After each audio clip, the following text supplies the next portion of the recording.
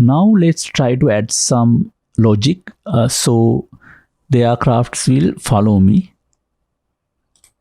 and at the same time we will try to organize this code further. So right now in our play procedure we have too many things: ask players, ask player bullets. So I'm going to break it down to different procedures. For example, I can say two player rules. So I can put all player specific rules in this procedure, and another one called two, and I can say player bullet rules, and I can add player bullet specific rules here. So the player rules, so this section I put it here and copy and paste this procedure name here, and player bullet specific rules, so I can copy and paste it here, and I can give the name here player bullet rules. So what happens now, whenever this play procedure is getting executed, it can first check for player rules and it can then check for bullet specific rules. So in a similar way I can add another rule, set of rules called set enemy rules,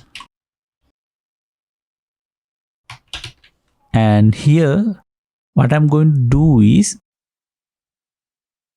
so I'm going to ask all the enemies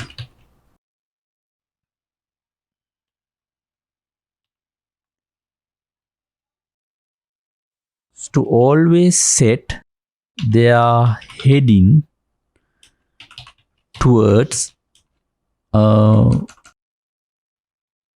here we have to give one turtle name. Like let's say either we can check, we can go to the interface. So let me comment it out. Okay, when you want to comment it out, what you can do is press the control and you can press the semicolon, so this code portion will get commented out. So you can do the same thing by selecting a code portion and go to edit and comment uncomment.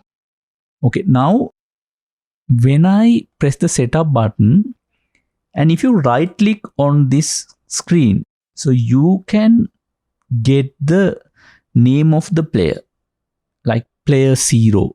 So that's possible. But so here when I'm asking the enemies to set heading towards my player, I can either give my player ID like player 0, or since I have only one player, I can simply say just get one of the players. That means set heading towards one of the players. So that's easy because I don't have to keep track of like player IDs or anything like that. I can change the name.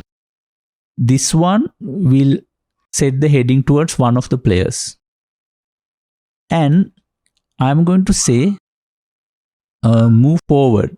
Now the enemies should move forward little by little. So let's see what's happening now. When I press the play button, okay, nothing will happen. The reason is I didn't include enemy rules inside the play button procedure, so I added that one also. Now let's try again now. So here, so as you can see, now enemies are trying to chase me. So they are heading towards me always. They are heading towards my character, my player character. So now also you will see this yellow color line. That's the link we created between this landing zone and the enemy aircraft. So this is going to continuously follow me. So but I don't want to do that, because I want these enemy aircrafts to go away once I am like away from a given radius. So let's see how we can do that. So here in the enemy specific rules, so I have the set heading towards one of the players. So what we can do is we can have a if condition, and we can say, okay, in fact it's a if else statement. So I'm going to say if else, and if distance of the enemy from one of the players is less than 50, that means if it is closer, then only do this. So that means if the distance is only within a radius of 50, it will try to chase me. So let's try this. Now since I use the if else, it's expecting me an additional condition called else. So I should have a code block here. Yeah, I will keep it empty for the moment. So let's see what we can do if it is within the radius of 50. So now let's go to interface, setup, and play. Now these aircrafts are not moving anymore because I am outside this 50 radius. But when I'm going towards aircrafts and when I'm within their 50 radius, these aircrafts started moving. But if I quickly go away, these aircrafts are stopped now. But I don't want to do that also. I want them to return back to their landing zones. So let's see how we can do that. So here, if the enemy is within the distance of 50 from one of the players, that means my only player, then it should head towards the player. If not, that means if it is beyond the radius of 50, then what we can do is face one of linked neighbors. So that means we can have links with multiple agents or turtles, but here we have only one linked neighbor. So that means every enemy aircraft is linked with a landing zone. So now if it is not within the 50 radius, then it should again face the landing zone, and we can ask it to move towards the landing zone. So let's do this forward. Now let's see what's going to happen.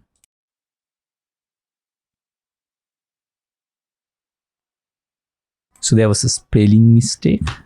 Okay, now it looks good. Setup, play. Okay, now it's moving towards me. Now I'm moving away from the aircrafts. Now as you can see, aircrafts are again going back to the landing zones. Now here there's a small glitch, right? Now it's kind of trying to go away and trying to land again, that kind of a situation. So we can avoid that. We can avoid that by adding one additional condition. So that means we don't have it to directly go to the landing zone when it's nearby.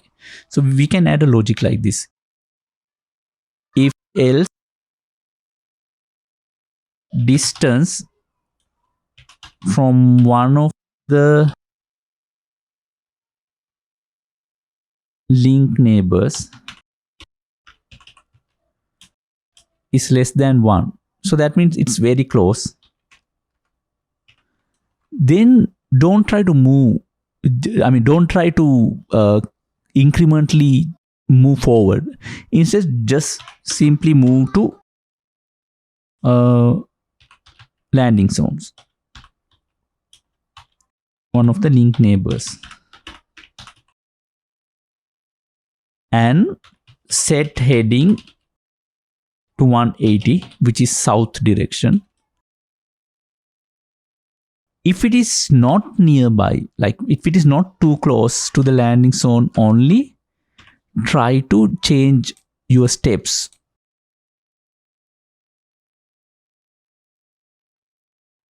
So here what it says is, okay, if enemy is within the radius of players, try to chase players by heading towards players and incrementing your direction, incrementing your steps in small increments, 0.001.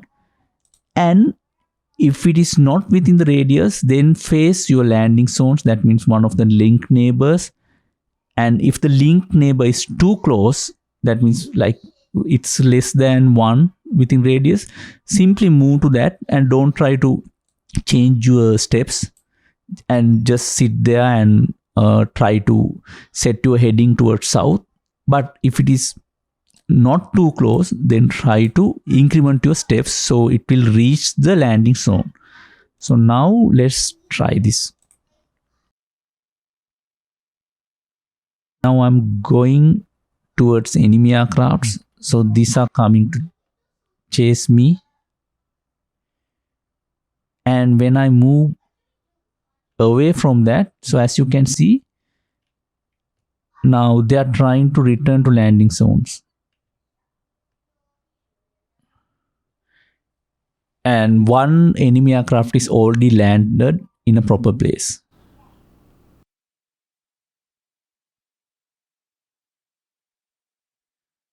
For our experimental purposes, we try to use a yellow color link to identify this behavior. But when we want to play the game, we don't want to have that link color visible. So I'm going to make it black. So let's see what's going to happen now. Now I move towards aircrafts. So you will not see a link anymore because now it's in black color.